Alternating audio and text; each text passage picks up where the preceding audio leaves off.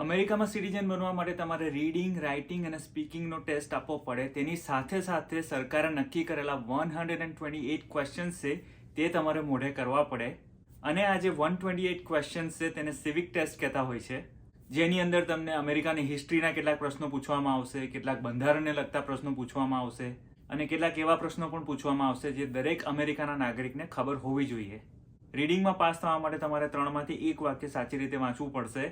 રાઇટિંગમાં પણ તમારે 3માંથી 1 વાક્ય સાચી રીતે લખવું પડશે ઇંગ્લિશમાં.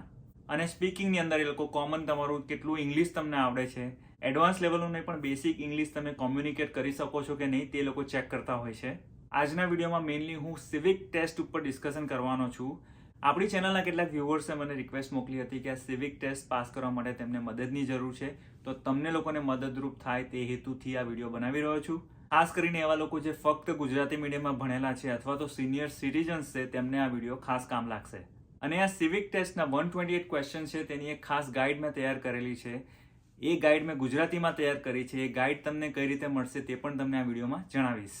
આગળ વધતા પહેલાં તમને એક બેસિક ઇન્ફોર્મેશન આપી દઉં આ સિવિક ટેસ્ટ વિશે. 2008થી લઈને 2025 ઓક્ટોબર સુધી જે જૂનો સિવિક ટેસ્ટ હતો તેમાં 100 ક્વેશ્ચન્સ રાખવામાં આવતા હતા. હવે જે નવો સિવિક ટેસ્ટ કર્યો છે તેમાં એ લોકોએ ક્વેશ્ચન્સની સંખ્યા વધારી છે, 128 ક્વેશ્ચન્સ કરેલા છે. પણ કેટલાક લોકોએ આ 128 ક્વેશ્ચન પૂરેપૂરા તૈયાર કરવાની જરૂર નથી. તમારે બસ ફક્ત થોડાક જ ક્વેશ્ચન્સ તૈયાર કરવાના છે અને તેમાંથી જ તમને પ્રશ્ન પૂછવામાં આવશે. આ વસ્તુ ખાલી કેટલાક લોકોને જ લાગુ પડે છે. એની શું સિસ્ટમ છે એ પણ તમને લોકોને આ જ વિડીયોમાં સમજાવીશ. જે જૂનો સિવિક ટેસ્ટ હતો તેની અંદર 100 ક્વેશ્ચન્સ હતા. એ બધા 100 ક્વેશ્ચન નવા સિવિક ટેસ્ટમાં એ લોકોએ નથી લીધા.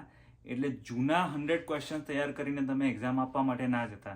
નવાની અંદર 128 ક્વેશ્ચન છે, જેમાંથી કેટલાક જૂના છે પણ ઘણા બધા નવા ક્વેશ્ચન્સ પણ છે. 2026 પછી જેટલા પણ નવા એપ્લિકન્ટ્સ છે તેઓએ આ નવો સિવિક ટેસ્ટ આપવો પડશે. નવા સિવિક ટેસ્ટની અંદર તમને ટોટલ એ લોકો 20 ક્વેશ્ચન્સ પૂછશે. એની અંદરથી તમારે 12 પ્રશ્નોના સાચા જવાબ આપવાના રહેશે. એટલે 60% સ્કોર તમારો હોવો જોઈએ. એટલે કે 20માંથી પહેલા 12 પ્રશ્નોના જવાબ તમે સાચા આપી દીધા તો તમને સિવિક ટેસ્ટમાં તેઓ પાસ કરી દેશે. હવે તમારે આન્સર કઈ રીતે આપવાના, તો શોર્ટ અને ડાયરેક્ટ આન્સર જ આપવાનો. તમારે કોઈ લાંબી કથા નહીં કરવાની, કોઈ મિનિંગ સમજાવવાની જરૂર નથી. પ્રશ્ન પૂછે એનો સીધો જે જવાબ, નાનામાં નાનો જવાબ હોય એ તમારે આપી દેવાનો. હવે તમે પ્રશ્નનો જવાબ સાચો આપ્યો છે, ખોટો આપ્યો છે, એ બધું ડિસાઇડ જે ઓફિસર હશે તે કરશે. એની જોડે ક્યારેય આર્ગ્યુમેન્ટ કરવી નહીં. હવે તમને મનમાં પ્રશ્ન થશે કે શું મારા 12 જવાબ સાચા ના પડ્યા 20 પ્રશ્નોમાંથી તો શું? તો ચિંતા કરવાની જરૂર નથી. તેઓ તમને ફરી એક વખત ચાન્સ આપશે. મોટાભાગના કેસીસમાં 2 થી 3 મહિના કે 4 મહિનાની અંદર તમને ફરી અપોઇન્ટમેન્ટ આપશે. તમારે ફરીથી તૈયારી કરીને જવાનું અને ફરીથી તમને ચાન્સ આપશે આ પ્રશ્નોના જવાબ આપવા માટે.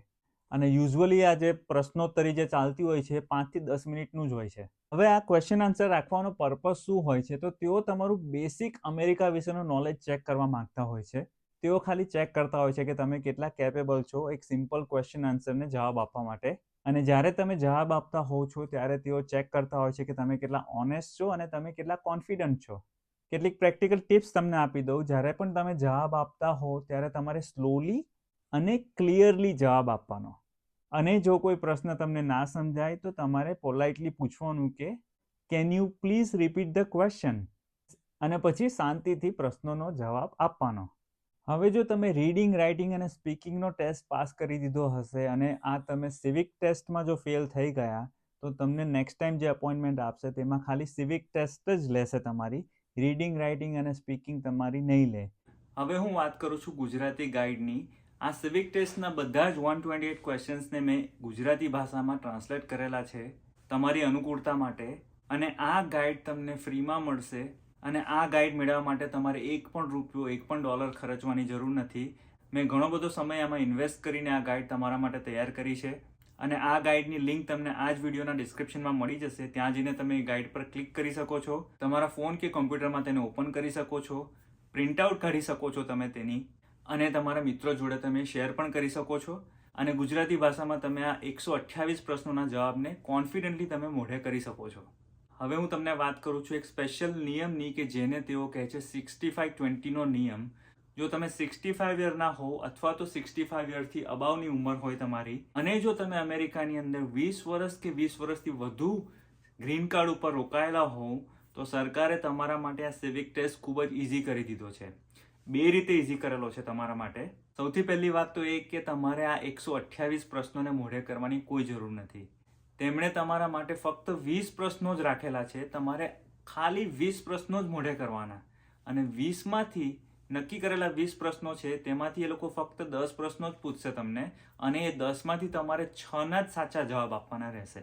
આ જે 20 પ્રશ્નો છે મેં જે ગાઈડ તૈયાર કરેલી છે તમને આગળ વાત કરી તેમાં, ત્યાં આગળ તમને સ્ટાર જોવા મળશે અથવા તો ફૂદડી જોવા મળશે.